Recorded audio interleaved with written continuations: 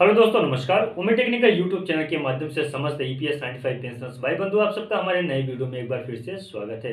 दोस्तों, आज हम बात करने वाले हैं एनएससी टीम की तरफ से ईपीएस 95 पेंशनर्स के उच्च पेंशन के लिए एक बहुत ही महत्वपूर्ण कदम उठाया जा रहा है। वह कदम आप सबको मालूम होगा क्योंकि कल ही मैंने वीडियो बना के आप लोगों के बीच में प्रस्तुत कर दिया था। वह है मूक आंदोलन से। अब मैं बात करता हूँ कि मूक आंदोलन क्या है, साथ ही साथ मूक आंदोलन से ईपीएस 95 पेंशनर्स को क्या फायदा होने वाला है और मूक आंदोलन क्यों किया जा रहा है। तीन टॉपिक हैं मूक आंदोलन के ऊपर जो बहुत ही महत्वपूर्ण है। साथ ही साथ मैं आपको बताऊंगा कि सुप्रीम कोर्ट की तरफ से ईपीएस 95 पेंशनर्स के लिए क्या महत्वपूर्ण अपडेट है। उसके साथ साथ में जो 5 राज्यों में चुनाव होने वाले थे, उस चुनाव से ईपीएस 95 पेंशनर्स को कुछ फायदा हुआ या नहीं हुआ। जो चुनावी मुद्दे में ईपीएस 95 पेंशनर्स ने अपना ध्यान जो तो सरकार का ध्यान अपनी ओर आकर्षित करने में कामयाब हुए या नहीं हुए।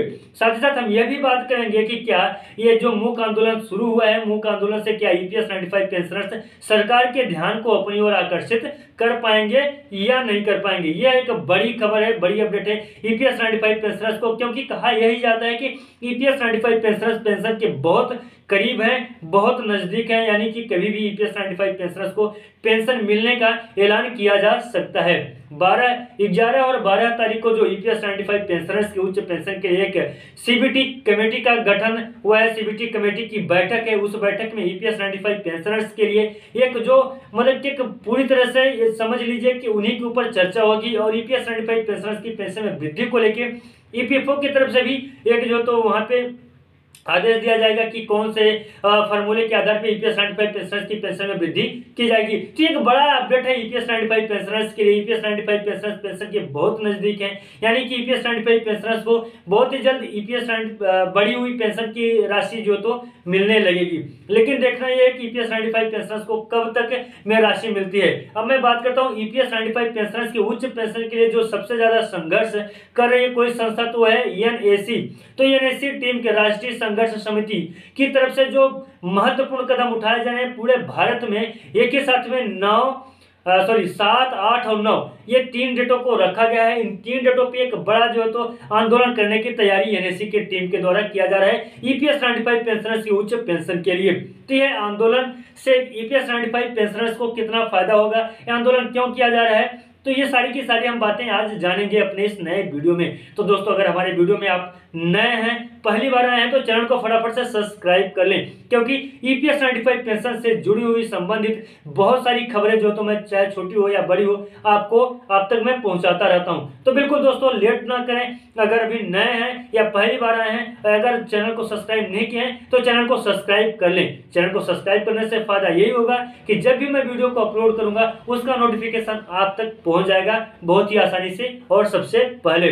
तो चलिए दोस्तों, फटाफट से मैं वीडियो को शुरू करता हूं। तो सबसे पहले मैं आपको बता दूं कि एनएसी के टीम के द्वारा ईपीएस 95 पेंशनर्स के उच्च पेंशन के लिए जो मूक आंदोलन है वो क्यों चलाया जा रहा है। तो मैं बता दूं कि अभी हाल ही में 4 मार्च को जो ईपीएस 95 पेंशनर्स के उच्च पेंशन के लिए सुनवाई होनी थी सुप्रीम कोर्ट में, वह स्थगित कर दी गई है, यानी कि उसका जो तो डेट को डिले कर दिया गया है। तो ईपीएस 95 पेंशनर्स काफी ज्यादा उम्मीद लगाए थे कि इस बार जो फैसला आएगा, हो सकता है कि वो पेंशनर्स के पक्ष में आए और इस फैसले से ही ईपीएस 95 पेंशनर्स की पेंशन में वृद्धि हो जाए। लेकिन अब वो डिले हो गया तो काफी ज्यादा निराश और हताश हो गए। एनएसी की टीम अभी महाराष्ट्र दौरे पे थी, वहां पे बहुत सारे जगहों में बड़े बड़े सम्मेलन को संपन्न किया गया और उन्हीं सम्मेलन के दौरान एनएसी के जो राष्ट्रीय अध्यक्ष माननीय कमांडर अशोक रावत जी हैं, वो सबसे पेंशनर्स से मुलाकात किए और पेंशनर्स से मुलाकात करने के बाद उन्होंने एक जो तो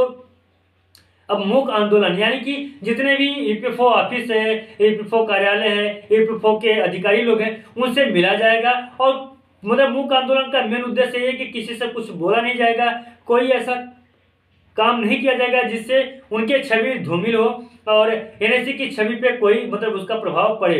तो ऐसा काम नहीं करना है कि ईपीएस 95 पेंशनर्स को भी इसका खामियाजा भुगतना पड़े, इसलिए मूक आंदोलन जो तो चलाया जाएगा। और मूक आंदोलन के तहत अपने ज्ञापन को, अपनी समस्याओं को और जो तो उनके साथ में जो हो रहा है उससे जो तो ज्ञापन के माध्यम से अधिकारियों को सौंपा जाएगा और कार्यालय में दिया जाएगा। इससे बात यह होगी कि जो ईपीएफओ अभी तक शांत है। ईपीएफओ ने अभी तक जो डाटा बनाया है, ईपीएफओ के द्वारा जो भी काम किया जाएगा, कम से कम 11 और 12 तारीख को छूटे ना, 11 और 12 तारीख को ईपीएफओ की तरफ से एक मतलब कि ऐसा नोटिफिकेशन आ जाए ताकि ईपीएस 95 पेंशनर्स की पेंशन में कितने प्रतिशत की वृद्धि होगी इसकी जानकारी उन्हें हो जाए।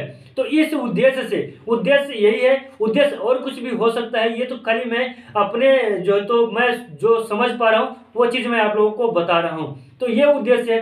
पहला नंबर ये है कि पेंशनर्स में काफ़ी ज़्यादा निराशा आ गई है। सुप्रीम कोर्ट का तारीख डिले हो गया, नंबर 1 हो गया। दूसरा नंबर हो गया कि जो उत्तर प्रदेश चुनाव था, तो उत्तर प्रदेश चुनाव से ईपीएस 95 पेंशनर्स काफी ज्यादा उम्मीद लगाए थे कि ये जो चुनावी मुद्दा है, इसी मुद्दा में उनके लिए भी ईपीएस 95 पेंशनर्स के उच्च पेंशन के लिए भी एक अच्छा प्रावधान निकाला जाएगा। ईपीएस 95 पेंशनर्स के लिए भी बातों को रखा जाएगा और उनकी पेंशन में भी वृद्धि को लेकर चर्चाएं होंगी। और जो सरकार है जो अपना बजट पारित कर रही है, जो अपना बजट को बना रही है, और साथ ही साथ उसमें ईपीएस 95 पेंशनर्स के भी हिस्से में जो भी बजट आता उस बजट को इंक्लूड किया जाता, उस बजट को जोड़ दिया जाता, तो भी ये भी नहीं हुआ। तो ईपीएस 95 पेंशनर्स उधर से भी काफी ज्यादा निराश हो गए।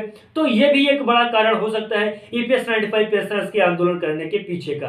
अब मैं आपको बता दूं यहाँ पे कि ईपीएस 95 पेंशनर्स त्रिपक्षीय मीटिंग अभी संपन्न हुई थी, आप सबको मालूम है। तो त्रिपक्षीय मीटिंग में एनएससी के टीम के द्वारा, एनएससी के जो प्रमुख सलाहकार थे, उनके माध्यम से इस बात को रखा ही नहीं गया, पूरी तरह से पुष्टि कर दिया गया कि ईपीएफओ के पास में इतना पैसा है कि बिना किसी से पैसा लिए उनके फंड में इतना पैसा है कि उसी पैसे से समस्त ईपीएस 95 जो पेंशनर्स हैं उन पेंशनर्स को पैसा दिया जा सकता है, पेंशन की उच्च रकम उन्हें दी जा सकती है। और उसका पूरा का पूरा डॉक्यूमेंट्स जो था वो भी सौंपा गया। ईपीएफओ ऑफिस के जो वरिष्ठ अधिकारी वहां पे आए थे, उस सभा में मौजूद थे, उन्होंने भी उसको देखा, बड़े आराम से बड़े गौर से देखा। देखने के बाद में उन्होंने भी इस बात को कबूला, एक्सेप्ट किया कि हाँ बिल्कुल यह सही है डाटा, और इस डाटे के आधार पे ईपीएस 95 पेंशनर्स को उच्च पेंशन देने का प्रावधान ईपीएफओ के तरफ से बहुत ही जल्द किया जाएगा। तो ईपीएफओ भी तैयार हो गया था ये त्रिपक्षीय मीटिंग में, लेकिन त्रिपक्षीय मीटिंग से अब जो इंतजार है 11 और 12 मार्च का। अब 11 और 12 मार्च को सीबीटी की बैठक, जहां पे पेंशन और ईपीएफओ का जो काम किया जाता है वो है सीबीटी की बैठक, एक बहुत बड़ी मीटिंग होगी, बैठक होगी। उस बैठक में यह डिसीजन लिया जाएगा कि ईपीएस 95 पेंशनर्स को कितने प्रतिशत की वृद्धि की जाए। लेकिन अभी मैं आपको बता दूं कि 11 और 12 तारीख को ईपीएस 95 पेंशनर्स के लिए क्या अपडेट निकल के आएगी, क्या जानकारी निकल के आएगी, यह जानकारी किसी के पास नहीं है। तो इसका लाइव एक्सक्लूसिव होगा सीधा 11 और 12 तारीख को, और मैं आपको अपने ही यूट्यूब चैनल के माध्यम से इसकी भी जानकारी प्रोवाइड करा दूंगा कि सीबीटी की बैठक में ईपीएस 95 पेंशनर्स के लिए क्या प्रावधान निकाला गया है, यानी कि कब और कितना ईपीएस 95 पेंशनर्स की पेंशन में वृद्धि होगी। तो आज के लिए ये जो खबर था मैंने आपको बताया है कि जो मूक आंदोलन एनएससी के टीम के द्वारा किया जा रहा है वो क्यों किया जा रहा है, कि उसका उद्देश्य क्या है, और ईपीएस 95 पेंशनर्स को उससे क्या फायदा होने वाला है। तो उससे यही फायदा होने वाला है कि ईपीएस 95 पेंशनर्स जो सरकार का ध्यान है, ईपीएफओ का ध्यान है, वो अपनी ओर आकर्षित करेंगे, ताकि 11 और 12 मार्च को जो सीबीटी की बैठक होने वाली है उस बैठक में सही फैसला, सही डिसीजन ईपीएफओ की तरफ से ईपीएस 95 पेंशन के उच्च पेंशन के लिए लिया जा सके, और सीबीटी के जितने भी सदस्य हैं वो भी ईपीएस 95 पेंशनर्स की पेंशन में बढ़ोतरी के लिए एक सही डिसीजन दे सके। तो ये एक मेन उद्देश्य है। यूपी चुनाव के बारे में भी हमने बता दिया, जो यूपी चुनाव का मुद्दा था, जो ईपीएस 95 पेंशनर्स काफी ज्यादा उत्साह में थे कि उत्तर प्रदेश चुनाव है तो ईपीएस 95 पेंशनर्स की पेंशन में वृद्धि को लेकर कोई बड़ा अपडेट आ सकता है, लेकिन वहां भी उन्हें निराशा ही हाथ लगी है, और सुप्रीम कोर्ट का तारीख भी डिले हो गया है, वहां से भी ईपीएस 95 पेंशनर्स काफी ज्यादा निराश हैं। तो ईपीएस 95 पेंशनर के जो महत्वपूर्ण कदम एनएससी की तरफ से उठाया जा रहा है, उससे एक अच्छा डिसीजन और अच्छा निर्णय जो है तो 11 और 12 तारीख को देखने को मिलेगा ईपीएस 95 पेंशनर्स को। तो दोस्तों, अगर आप हमारे चैनल में भी नए हैं और पहली बार विजिट कर रहे हैं, चैनल कभी काल हमारा देखते हैं, तो बिल्कुल सब्सक्राइब करके रखें, ताकि हमारा जो भी वीडियो है रेगुलर आपको कंटिन्यू हमारे वीडियो का नोटिफिकेशन आप तक पहुंचने लगे और आप तक सही जानकारी समय समय पे मिलने लगे। तो अगर अभी तक आपने हमारे YouTube चैनल को सब्सक्राइब नहीं किया है तो एक बार पुनः मैं आपसे बोलता हूं कि चैनल को सब्सक्राइब कर लें और इस वीडियो को जितना ज्यादा आप शेयर कर सकते हैं पेंशनर्स के साथ में उतना ज्यादा आप शेयर करें ताकि यह जानकारी समस्त EPS 95 पेंशनर्स तक पहुंच जाए। तो दोस्तों आज के लिए बस इतना ही था। चलिए मिलते हैं किसी नए वीडियो में और नए अपडेट में, तब तक के लिए नमस्कार, जय हिंद, जय भारत।